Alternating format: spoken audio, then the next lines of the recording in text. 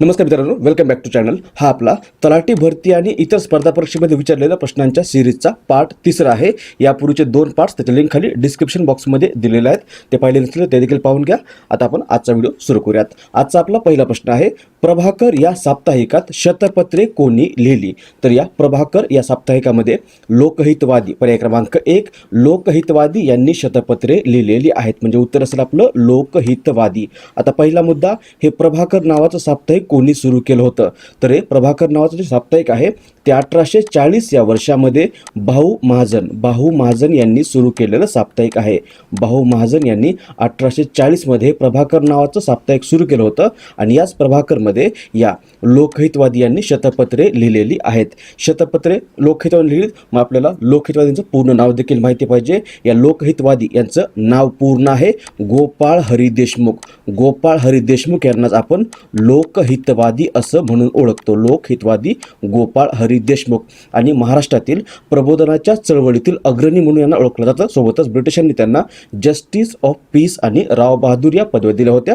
आणि या शतपत्रामधून या लोकहितवादी यांनी राजकीय, धार्मिक, सामाजिक आणि सांस्कृतिक या विषयावर पत्रे लिहिण्याचं काम केलेलं आहे. उत्तर असेल पर्याय क्रमांक 1. त्यानंतर मराठी सत्तेचा उदय हा ग्रंथ कोणी लिहिला आहे?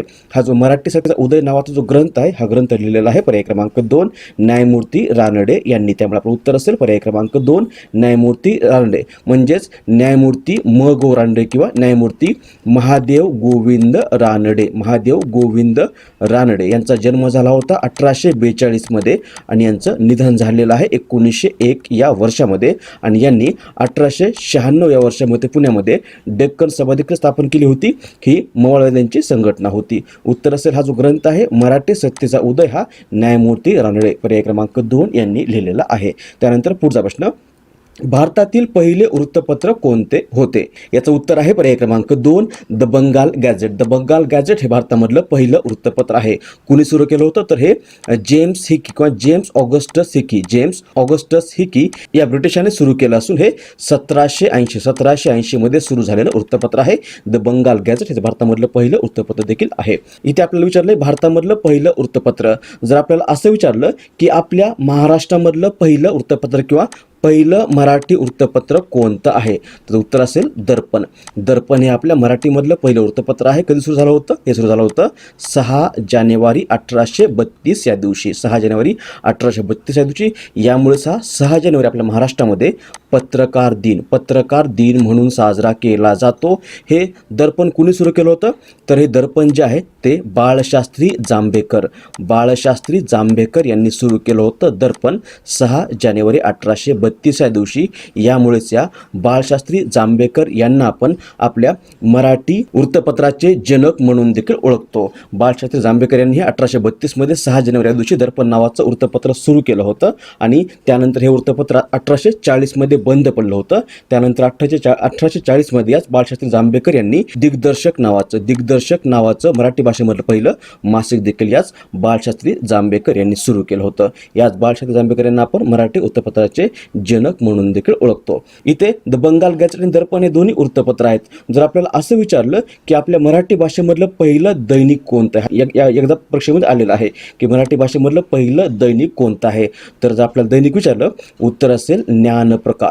ज्ञानप्रकाश हे आपल्या मराठी भाषेमधलं पहिलं दैनिक आहे. कोणी सुरू केलं होतं? तर हे 1849 या वर्षामध्ये कृष्णाजी त्र्यंबक रानडे यांनी सुरू केलं होतं. लक्षात ठेवा, भारतामधलं पहिलं वृत्तपत्र ते असेल द बंगाल गॅझेट. मराठीमधलं पहिलं वृत्तपत्र ते असेल दर्पण. मराठीमधलं पहिलं मासिक विचारलं तर ते आहे दिग्दर्शन आणि मराठीमधलं पहिलं दैनिक आलं तर ते आहे ज्ञानप्रकाश. त्यानंतर आपला आजचा पुढचा प्रश्न, मूकनायक हे नियतकालिक कोणी सुरू केलं आहे? याचं बरोबर उत्तर आहे पर्याय क्रमांक 1, डॉक्टर बाबासाहेब आंबेडकर. डॉक्टर बाबासाहेब आंबेडकर यांनी 1920 मध्ये किंवा 1920 या वर्षामध्ये समाजाच्या वेदना व विद्रोह प्रकट करण्यासाठी सुरू केलेलं हे मराठी भाषेमधलं एक नियतकालिक आहे. नाव आहे मूकनायक आणि हे 31 जानेवारी किंवा या नियतकालिकाचा पहिला अंक जो आहे तो 31 जानेवारी 1920 या दिवशी प्रकाशित झाला होता. यामध्ये संपादक कोण होते? संपादक लक्षात ठेवा, संपादक होते पांडुरंग. संपादक होते पांडुरंग नंदराम भटकर. पांडुरंग नंदराम भटकर हे या मूक नायकचे संपादक होते. त्यानंतर पुढचा प्रश्न, हिंगणे स्त्री शिक्षण संस्थेची स्थापना कोणी केली आहे? हिंगणे स्त्री शिक्षण संस्था ही संस्था जी आहे ती पर्याय क्रमांक 1 महर्षी धोंडो केशव कर्वे यांनी स्थापन केलेली संस्था आहे. महर्षी धोंडो केशव कर्वे, याच महर्षी धोंडो केशव कर्वे यांना आपण स्त्री शिक्षण व स्त्री स्वातंत्र्याचा उद्गाता म्हणून ओळखतो. सोबतच विधवा विवाहाचे पुरस्कर्ते व उक्ती आणि कृती यामध्ये एकवाक्यता साधणारे ऋषितुल्य समाजसुधारक म्हणून यास महर्षी धोंडो केशव कर्वे यांचा उल्लेख केला जातो. यांचा जन्म झाला होता 18 एप्रिल, जन्म झालेला यांचा 18 एप्रिल 1858 या दिवशी शेरवली जिल्हा रत्नागिरी या ठिकाणी, आणि यांचं निधन झालेलं आहे 9 नोव्हेंबर 1962 या दिवशी. याच महर्षी धोंडो केशव कर्वे यांनी 1899 या वर्षामध्ये अनाथ बालिकाश्रम स्थापन केला होता विधवा स्त्रियांसाठी किंवा बालविधवांसाठी. त्यानंतर यांनीच 1907 या वर्षामध्ये हिंगणे या ठिकाणी महिला विद्यालयाची स्थापना केली होती, आणि याच महिला विद्यालयाचं पुढे 1919 या वर्षामध्ये हिंगणे स्त्री शिक्षण संस्थेमध्ये रूपांतर करण्यात आलेलं आहे. याच महर्षी धोंडो केशव कर्वे यांनी 1910 या वर्षामध्ये निष्काम कर्मठ ही संस्था स्थापन केली होती. यांनीच 1914 या वर्षामध्ये समता संघ स्थापन केलेला आहे, आणि या महर्षी धोंडो केशव कर्वे यांना 1958 या वर्षामध्ये भारतरत्न हा पुरस्कार देऊन देखील सन्मानित करण्यात आलं होतं. त्यानंतर पुढचा प्रश्न, क्रांतिकारी संघटना गदर पार्टीचे मुख्यालय कोठे आहे? याचं बरोबर उत्तर आहे पर्याय क्रमांक 4 यापैकी नाही. यापैकी नाही हे यातलं बरोबर उत्तर आहे. ही जी गदर पार्टी आहे, गदर पार्टी ही पार्टी कोणी स्थापन केली होती? ही स्थापन केली होती लाला हरदयाल यांनी. लाला हरदयाल यांनी या गदर पार्टीची स्थापना केली होती. कधी? तरी 1913 या वर्षामध्ये अमेरिकेमधल्या सॅन फ्रान्सिस्को या ठिकाणी स्थापन केलेली संघटना आहे, आणि हिचं मुख्यालय जे आहे या सॅन फ्रान्सिस्को या ठिकाणी होतं. त्यामुळे उत्तर असेल यापैकी नाही. या तीनही ठिकाणी गदर पार्टीचं मुख्यालय नाही. उत्तर असेल सॅन फ्रान्सिस्को. आणि या गदर पार्टीच्या कॅनडामध्ये देखील बऱ्याच शाखा स्थापन झाल्या होत्या. त्यानंतर पुढचा प्रश्न, 13 एप्रिल 1919 या दिवशी अमृतसर या ठिकाणी कशासाठी सभा भरवण्यात आली होती? याचं बरोबर उत्तर आहे पर्याय क्रमांक 2 वैसाखी सणानिमित्त. वैसाखी किंवा बैसाखी या सणानिमित्त या अमृतसर या ठिकाणी 13 एप्रिल 1919 या दिवशी सभा भरवण्यात आली होती. यासंबंधी इतर काही मुद्दे आहेत ते देखील आपल्याला माहिती असणं गरजेचं आहे. पहिला मुद्दा की ब्रिटिशांनी 18 मार्च 1919 या दिवशी एक कायदा संमत केला होता. त्या कायद्याचं नाव होतं रौलेट ॲक्ट किंवा रौलेट कायदा. याच रौलेट कायद्याला आपण काळा कायदा म्हणून देखील ओळखतो, आणि यावेळेस व्हाईसरॉय होता लॉर्ड चेम्सफोर्ड, आणि याच लॉर्ड चेम्सफोर्डच्या कारकिर्दीमध्ये सिडने रौलेट समितीच्या शिफारशीनुसार 1919 किंवा 18 मार्च 1919 या दिवशी हा रौलेट कायदा किंवा काळा कायदा संमत झाला होता. आणि या कायद्यानुसार कोणत्याही भारतीयास विना चौकशी तुरुंगामध्ये डांबणं, सरकारविरोधी विचाराचं साहित्य छापणं व जवळ बाळगणं हा राजद्रोह ठरवण्याचे अधिकार ब्रिटिशांना मिळाले होते. आणि याच कायद्याच्या विरोधामध्ये 6 एप्रिल 1919 या दिवशी 6 एप्रिल 1919 या दिवशी आपल्या महात्मा गांधीजींनी देशभर हरताळ पाळण्याचे आदेश दिले होते, आणि त्याला देशभर प्रचंड प्रतिसाद देखील मिळाला होता. या कायद्याविरुद्ध पंजाबमध्ये जनमत प्रक्षुब्ध बनल्यामुळं सरकारने पंजाबमधील अनेक नेत्यांना अटक केली होती, आणि जनरल डायर या ब्रिटिश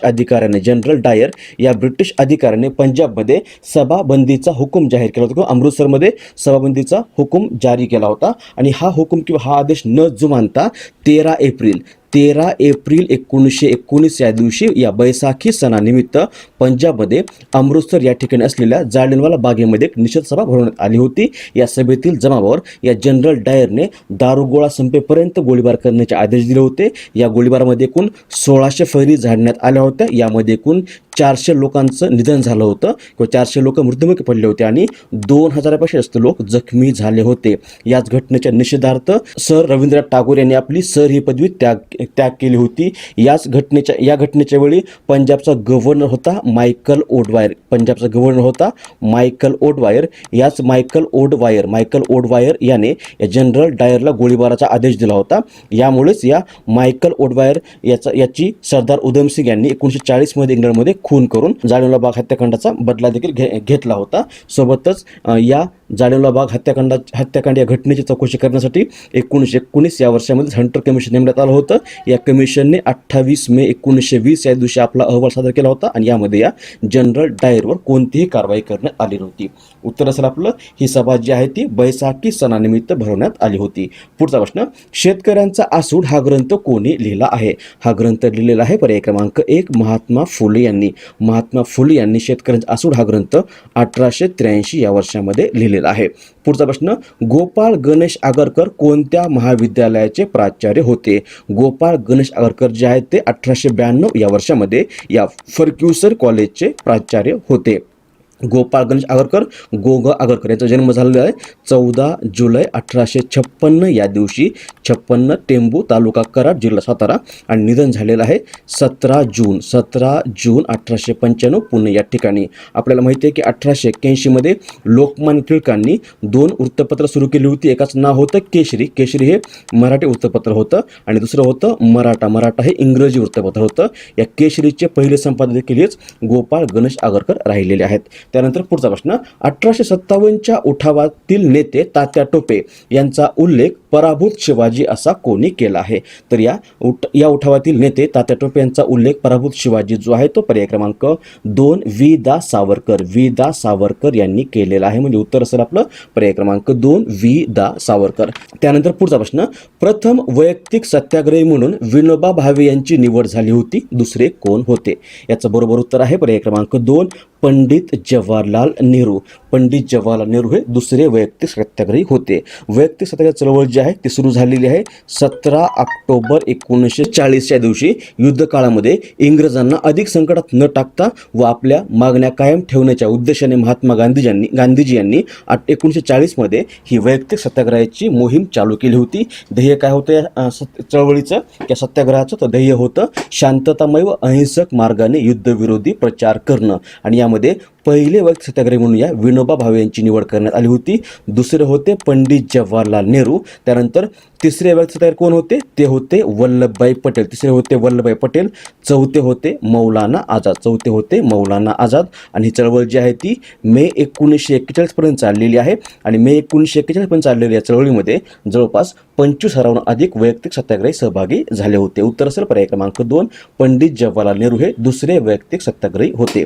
पुढचा प्रश्न, शारदा सदन ही संस्था कोणी स्थापन केली आहे? उत्तर आहे पर्याय क्रमांक 3 पंडिता रमाबाई यांनी ही शारदा सदन नावाची संस्था जी आहे ती 1889 मध्ये स्थापन केलेली आहे. या संस्थेमार्फत निराश्रित विधवा अनाथ स्त्रिया यांच्या भोजनाची व निवासाची व्यवस्था करण्यात आली होती. या पंडित रमाबाई यांनी इतर काही संस्था स्थापन केलेल्या आहेत. त्यामध्ये एक आहे आर्य महिला समाज, एक आहे आर्य महिला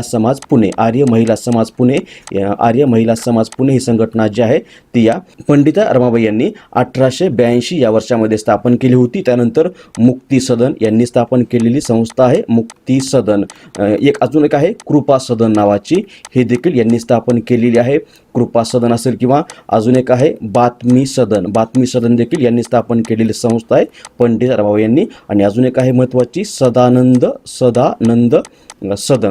सदन यांनी देखील ही देखील संस्था याच पंडिता रमाबाई यांनी सुरू केलेली. सोबत त्यांनी ग्रंथ देखील लिहिला. ग्रंथाचं नाव आहे हाय कास्ट हिंदू वुमन. पुढचा प्रश्न, poverty and un-British rule in India हा ग्रंथ कोणी लिहिला आहे? याचं बरोबर उत्तर आहे पर्याय क्रमांक 2 दादाभाई नौरोजी हे या पुस्तकाचे लेखक आहेत. नाव आहे poverty and un-British rule in India. यामध्ये त्यांनी लुटीचा सिद्धांत मांडलेला आहे. पुढचा प्रश्न, विधवांच्या शिक्षणासाठी डॅश यांनी अनाथ बालिकाश्रम स्थापन केला आहे? तर हा अनाथ बालिकाश्रम जो आहे तो महर्षी कर्वे पर्याय क्रमांक 3 यांनी स्थापन केलेला आहे विधवांच्या शिक्षणासाठी. पुढचा प्रश्न, पवनार आश्रम कोठे आहे? पवनार आश्रम आहे वर्धा या ठिकाणी. उत्तर असेल वर्धा. पुढचा प्रश्न, 1857च्या उठावाच्या वेळी गव्हर्नर जनरल कोण होते? याचं बरोबर उत्तर आहे पर्याय क्रमांक 3 लॉर्ड कॅनिंग हा 1857च्या उठावाच्या वेळी गव्हर्नर जनरल होता. हा लॉर्ड कॅनिंग 1856 ते 1858 या काळामध्ये भारताचा गव्हर्नर जनरल होता. आणि उठावानंतर 1858 ते 1862 या दरम्यान तो भारताचा हाच पहिला व्हाईसरॉय देखील बनला होता. लॉर्ड रिपन देखील महत्त्वाचा पॉईंट आहे. लॉर्ड रिपन यांची कारकीर्द कारकीर्द आहे 1880 ते 1884 दरम्यानची. याच लॉर्ड रिपनने 1881 मध्ये फॅक्टरी ॲक्ट संमत केला होता. याच लॉर्ड रिपनने 2 फेब्रुवारी 1883 या दिवशी इल्बर्ट विधेयक मंजूर केलं होतं. आणि याच लॉर्ड रिपनने 18 मे 1882 या दिवशी स्थानिक स्वराज्य संस्थेचा कायदा देखील संमत केला होता. लॉर्ड डलहौसी कारकीर्द आहे 1848 ते 1856 आणि संस्थाने खातं धोरण या लॉर्ड डलहौसीचं होतं. सोबतच याच लॉर्ड डलहौसीने भारतामध्ये रेल्वे पोस्ट तारायंत्राची सुरुवात केलेली आहे. याच लॉर्ड डलहौसीने 1856चा विधवा पुनर्विवाह कायदा देखील संमत केला होता. चला थांबवत आपण इथे.